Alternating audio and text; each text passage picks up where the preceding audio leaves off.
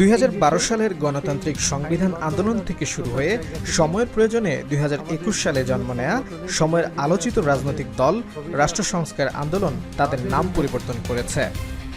দলটির নতুন নাম বাংলাদেশ রাষ্ট্র সংস্কার আন্দোলন।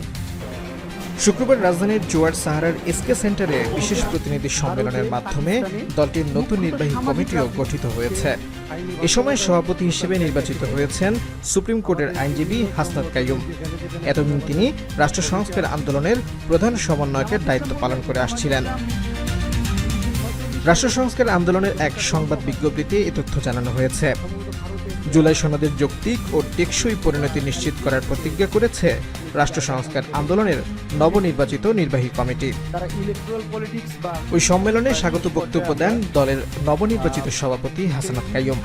তিনি জানান, 2012 সালে সংবিধানের গণতান্ত্রিক রূপান্তরের দাবিতে শুরু হওয়া একটা ছোট গ্রুপ আজ বাংলাদেশ রাষ্ট্র সংস্কার আন্দোলনে পরিণত হয়েছে।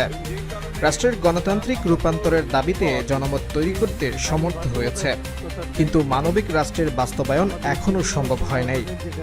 সে লক্ষ্যে জুলাই সনদের একটি টেকসই এবং সকলের কাছে গ্রহণযোগ্য বাস্তবায়নের পদ্ধতি জরুরি।